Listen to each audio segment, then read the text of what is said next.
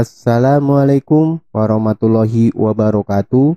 Selamat datang di channel Menanam Pohon Uang. Pada video kali ini saya ingin membahas cara membaca laporan arus kas atau cash flow statement. Laporan arus kas adalah salah satu tolak ukur keberhasilan suatu perusahaan. Sebagai investor, memahami laporan arus kas atau cash flow statement adalah salah satu faktor yang penting untuk bisa mengerti kinerja sebuah perusahaan.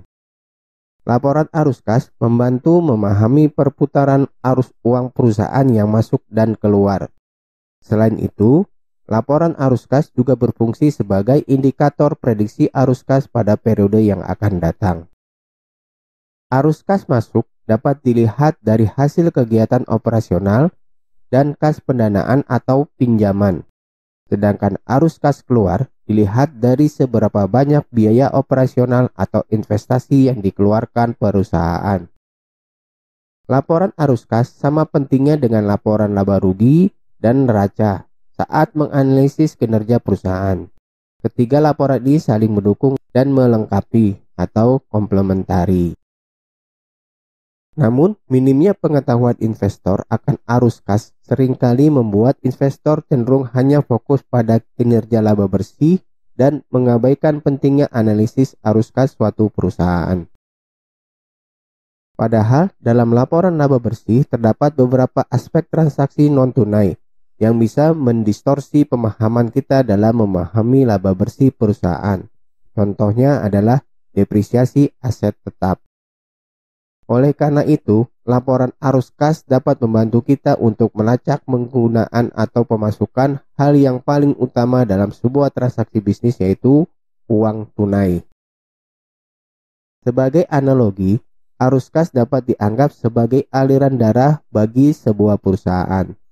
Apabila kita membeli suatu perusahaan yang aliran darahnya mengalami gangguan secara terus-menerus, hanya tinggal menunggu waktu saja untuk menunggu perusahaan tersebut akan mati. Ada 3 bagian dalam laporan arus kas. Yang pertama adalah laporan arus kas dari aktivitas operasi, lalu ada aktivitas dari investasi, dan yang ketiga adalah aktivitas dari pendanaan. Sekarang kita bahas satu persatu. Untuk laporan aktivitas operasi, ini merupakan laporan kegiatan yang berkaitan dengan penjualan, pembelian, dan pengeluaran operasional perusahaan, misalnya meliputi penjualan produk atau jasa, pembayaran bunga dan pajak pendapatan, pembayaran sewa, gaji, dan upah. Arus kas operasional dapat menjadi gambaran bagaimana perusahaan bisa menghasilkan cash atau uang tunai dari kegiatan utama atau core bisnis perusahaan yang berlangsung terus-menerus. Jadi bukan hanya uang insidental yang terjadi sesekali atau one time transaction, misalnya tentang penjualan aset tetap. Arus kas operasional positif menggambarkan bahwa aliran kas masuk perusahaan lebih besar dibandingkan dengan aliran kas perusahaan yang keluar. Sedangkan sebaliknya, arus kas operasional negatif menggambarkan aliran darah yang kurang sehat dalam menjalankan usahanya sehari-hari. Yang kedua adalah aktivitas investasi. Ini berkaitan dengan aktivitas arus kas yang dihasilkan dari penjualan atau pembelian aktiva tetap. Contohnya adalah pembelian atau penjualan properti, pabrik, peralatan, dan aset tidak lancar lainnya dan aset keuangan lainnya. Melalui arus kas investasi, kita dapat menilai apakah perusahaan melakukan langkah investasi untuk meningkatkan potensi pendapatan dan skala usaha perusahaan ke depan. Nilai kas investasi yang negatif menggambarkan perusahaan mengeluarkan uang untuk investasi yang akan berdampak pada perbaikan bisnis ke depan. Namun, apabila nilainya positif, dapat dikatakan bahwa perusahaan mendapatkan uang dengan menjual aset produktifnya, sehingga mengurangi kapasitas usaha ke depan dan mengurangi prospek usaha secara jangka panjang. Misalnya perusahaan yang bergerak dalam bidang transportasi. Perusahaan ini berinvestasi dengan membeli kendaraan baru dengan harapan Kendaraan baru ini akan menghasilkan pendapatan baru di masa depan. Dengan membeli kendaraan baru ini, artinya arus kas keluar atau negatif saat ini akan tertutupi oleh peningkatan pendapatan pada periode yang akan datang. Sekarang kita bahas yang ketiga, yaitu laporan arus kas untuk aktivitas pendanaan. Ini merupakan aktivitas kas yang berasal dari penambahan modal perusahaan. Untuk menghitungnya, kita dapat menambahkan atau mengurangi nilai kas dari kewajiban jangka panjang dan ekuitas pemilik.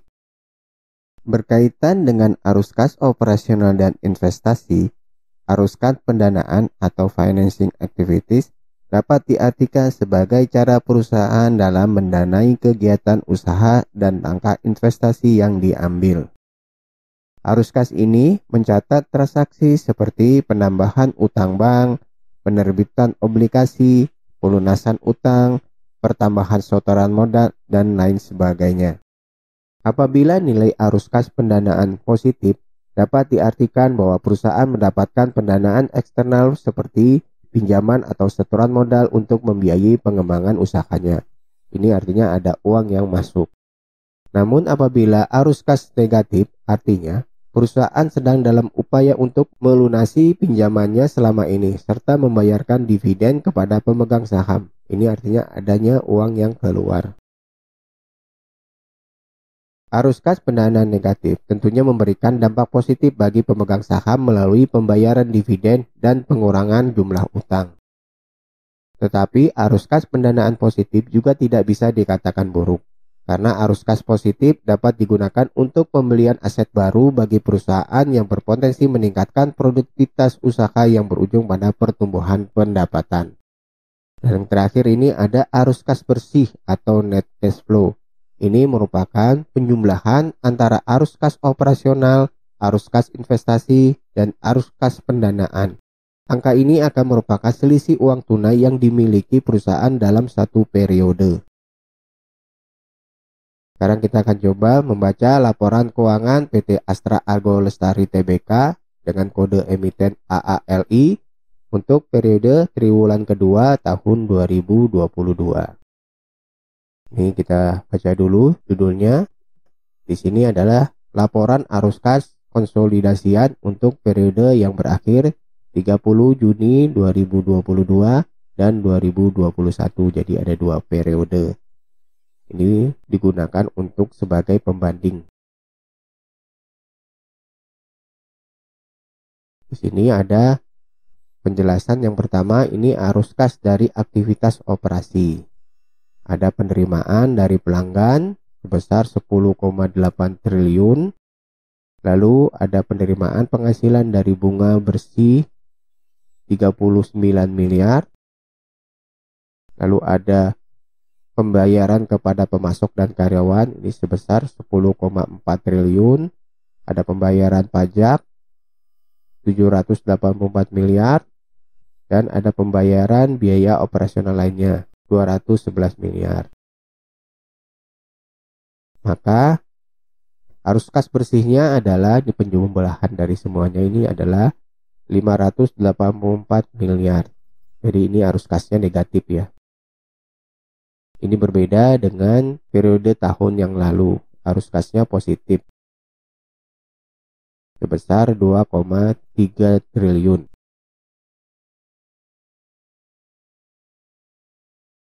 Lalu ada arus kas dari aktivitas investasi. Di sini ada penambahan aset tetap. Ini sebesar 237 miliar. Lalu ada penambahan tanaman produktif yaitu 263 miliar. Lalu ada penerimaan piutang jangka panjang sebesar 28 miliar. Arus kas bersih yang digunakan untuk investasi adalah 472 miliar. Ini negatif. Ini sama dengan periode tahun 2021. Lalu untuk arus kas dari aktivitas pendanaan, ini ada pembayaran dividen sebesar 690 miliar. Lalu ada Pembayaran dividen untuk pemegang saham non pengendali 59 miliar. Lalu ada pembayaran biaya pendanaan 197 miliar. Maka arus kas bersih untuk aktivitas pendanaan adalah 947 miliar. Ini negatif. Ini setelah di total semua, ini adalah penurunan atau kenaikan bersih kas dan setara kas ini sekitar minus 2 triliun. Jadi ada penurunan kas dalam periode yang berjalan.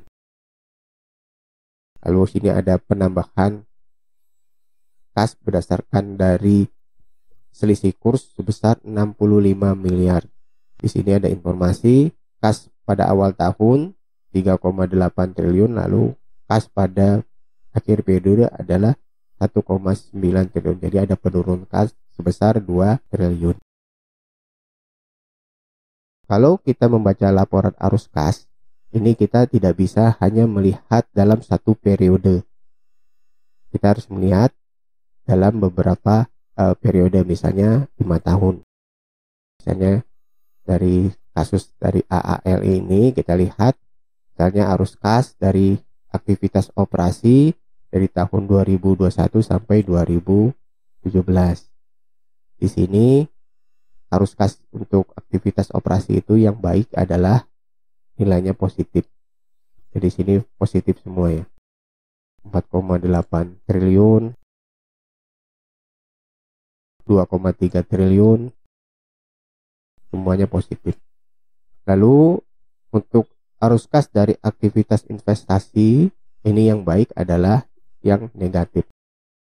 Jadi di sini semuanya negatif. Lalu untuk arus kas dari aktivitas pendanaan ini juga yang baik itu yang negatif. Di sini ada terjadi nilai positif untuk tahun 2019 ini karena adanya penambahan pinjaman dari bank.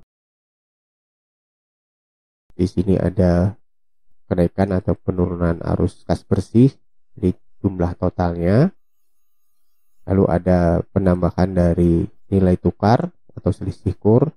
Di sini ada informasi kas dan setara kas dalam awal periode dan akhir periode. Jadi secara keseluruhan bahwa laporan arus kas dari AAL ini sangat bagus. Semoga video ini bisa bermanfaat. Wassalamualaikum warahmatullahi wabarakatuh. Jika Anda nilai video ini bermanfaat, silakan klik subscribe, like, dan share agar tidak ketinggalan video bermanfaat lainnya.